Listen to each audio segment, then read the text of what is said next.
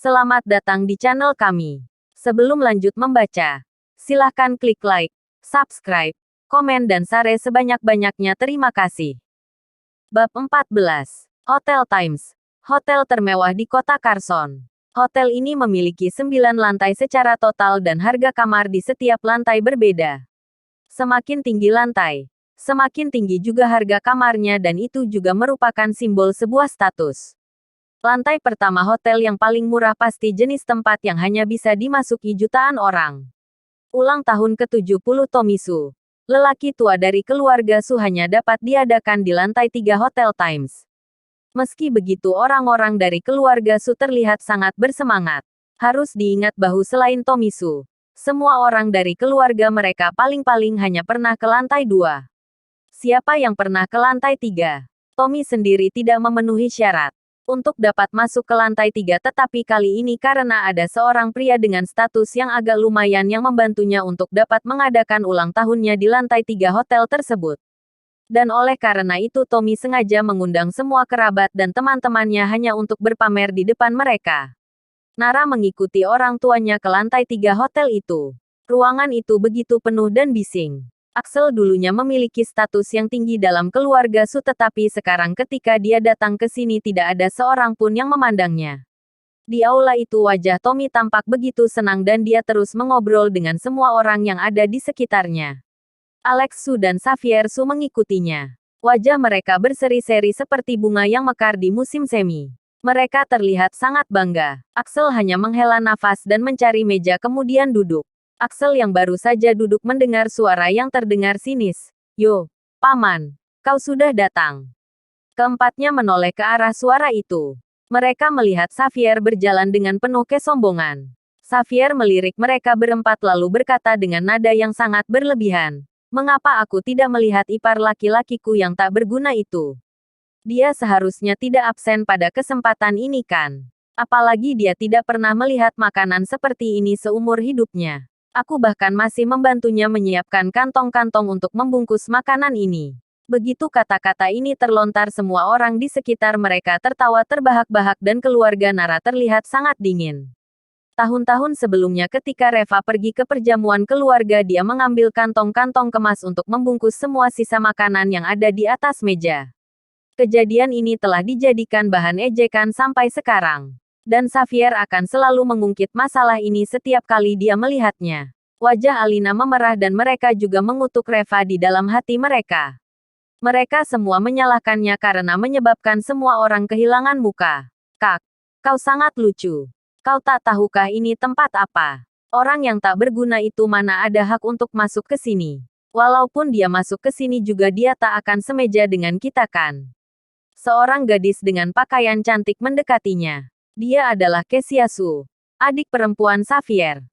Kesia memang cantik tetapi jika dibandingkan dengan Nara, kecantikannya tak bisa menandingin Nara. Justru karena alasan inilah Kesia selalu sangat iri dan membenci Nara sampai ke intinya. Xavier berkata, "Kesia, kalau begitu kau tidak memahami kakak ipar kita. Jika dia datang ke sini, bagaimana mungkin dia tidak makan semeja dengan kita? Hal apa lagi yang tidak dapat dilakukan oleh orang yang begitu tamak dan tidak tahu malu itu?"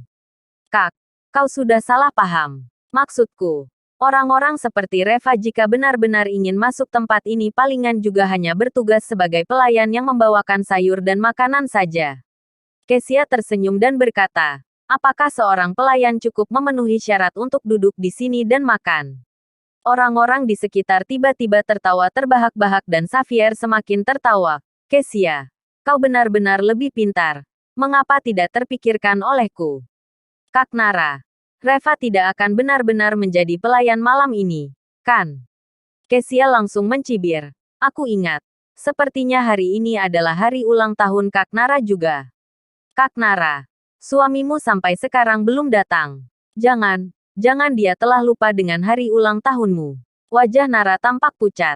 Dia menggertakkan giginya dan tidak berbicara. Axel, Alina, dan Hana merasa sangat malu dan mereka semua mengutuk Reva dengan keras di dalam hati mereka. Di waktu bersamaan sebuah suara lembut tiba-tiba terdengar dari luar pintu. "Meskipun aku melupakan ulang tahunku sendiri, Aku juga tidak akan melupakan ulang tahun Nara seumur hidupku. Semua orang menoleh dan melihat Reva yang mengenakan jas dan sepatu kulit berjalan dengan buket bunga di tangannya. Dia mengabaikan semua orang yang ada di tempat itu. Dia berjalan langsung ke Nara, berlutut dengan satu lutut dan menyerahkan bunga di tangannya. Sayangku, maaf, aku datang terlambat. Reva pada dasarnya memang tampan. Hanya saja biasanya dia tak punya waktu untuk berdandan dengan rapi. Kali ini Reva datang dengan penampilan yang berbeda. Dia mengenakan setelan jas yang bagus dan terlihat lebih tampan. Dia muncul seperti ini bagaikan seorang pangeran yang tampan dan segera menarik perhatian gadis-gadis di dalam ruangan yang tak terhitung jumlahnya. Nara tampak bingung. Dia tidak menduga Reva akan datang, dan lebih terkejut lagi melihat Reva muncul dengan penampilan seperti itu. Baru saja dia diejek oleh begitu banyak orang dan telah menanggung begitu banyak tekanan. Dan sekarang saat dia melihat Reva entah kenapa dia merasa bahwa sarafnya yang tadi begitu tegang akhirnya bisa rileks. Air mata yang telah ditahan di matanya sedari tadi akhirnya meledak pada saat ini. Semua kekeras kepalaan dia terlihat sangat rentan di depan Reva. Reva yang melihat Nara menangis hatinya seperti tertusuk. Dia berdiri dan dengan berani meraih tangan Nara lalu dengan tegas menariknya ke sisinya. Jangan menangis. Reva berbisik, aku berjanji aku tidak akan pernah membiarkanmu menderita sedikit pun seumur hidup ini. Nara tidak berbicara. Saat ini dia merasakan rasa aman dan nyaman yang belum pernah dia rasakan sebelumnya. Meskipun Reva meraih tangannya dengan tiba-tiba tadi tetapi entah mengapa dia enggan untuk menariknya kembali. Xavier tiba-tiba tertawa dan berkata, "Yo, bukankah ini kakak iparku? Benarkan kata-kataku tadi? Dia tidak mungkin tidak datang ketika mengetahui dapat mendapatkan sesuatu di sini." Ada ledakan tawa di sekitar ruangan itu. Kezia melirik Reva dan dengan sinis berkata, "Reva, bajumu terlihat bagus. Di mana kau menyewanya?" Xavier berkata dengan sungguh-sungguh, "Menyewa pakaian untuk menghadiri suatu perjamuan. Aku juga sudah tak tahu harus berkata apa. Sebagai manusia yang paling penting adalah rendah hati. Terlalu suka pamer juga itu bukan hal yang baik." Axel, Alina dan yang lainnya juga menatap Reva dengan marah. Mereka mengutuk Reva yang tiba-tiba hadir di sini di saat ini. Bahkan telah menyewa pakaian untuk menghadiri acara ini. Bukankah ini sengaja ingin mempermalukan mereka? Apa yang kau lakukan di sini? Alina berkata dengan marah. Reva, hari ini adalah hari ulang tahun Nara dan aku di sini untuk merayakannya. Merayakan, Alina berkata dengan dingin. Menyewa pakaian dan merayakan ulang tahun istrimu di acara ulang tahun orang lain. Reva, bisakah kau lebih tidak tahu malu lagi? Orang-orang di sekitarnya tertawa lagi. Reva menunjukkan ekspresi yang biasa saja dan berkata dengan lembut, "Ma, aku sudah menyiapkan pesta ulang tahun untuk Nara."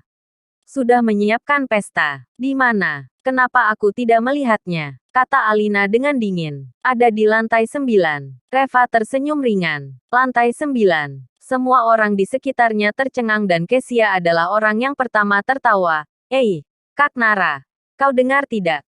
Reva telah menyiapkan pesta ulang tahun untukmu di lantai 9. Xavier, hahaha. Ini sangat menarik. Reva. Ternyata kau lebih tak tahu malu dari yang aku pikir. Hei, sebagian orang hidup dalam dunia halusinasi. Mempunyai suami seperti itu benar-benar memalukan. Banyak sekali komentar di antara tamu-tamu dan keluarga. Alina sekeluarga tampak pucat. Reva, kau bisa lebih sadar diri sedikit tidak? Ujar Alina dengan marah. Ada apa denganku? Reva berkata dengan polos. Kau bilang kau telah menyiapkan pesta ulang tahun untuk Nara di lantai 9. Alina berkata dengan keras. Oke, kalau begitu kau bisa pergi ke lantai 9 dan tunjukkan padaku. Ma, ekspresi Nara terlihat berubah. Lantai 9 itu tidak semua orang bisa naik dan masuk ke sana. Jika naik ke sana dan tak sengaja menabrak seseorang yang berstatus tinggi di sana itu sama saja dengan mencari mati. Setuju. Orang-orang di sebelahnya segera berkata, "Ya, Reva. Jika kau dapat pergi ke lantai 9, kami akan mempercayaimu." Wajah Reva terlihat tenang dan dia tersenyum ringan. Pesta ulang tahun di lantai 9 belum siap. Jadi belum waktunya untuk naik ke sana saat ini. Nanti begitu sudah siap kita akan naik. Aduh. Reva, kau membual seperti ini sampai dirimu sendiri pun terlena di dalamnya. Xavier tertawa dan berkata, baiklah, Bos Lee. Kalau begitu kita akan menunggu dan melihat kapan pesta ulang tahunmu siap. Semua orang tertawa dan memandang Reva dengan aneh. Lantai 9 itu tempat apa? Bahkan kakek dari keluarga Su saja belum cukup memenuhi syarat untuk masuk ke sana. Sedangkan Reva dengan entengnya berkata sedang menyiapkan pesta ulang tahun di sana. Hehehe, siapa yang dapat mempercayainya? Bersambung.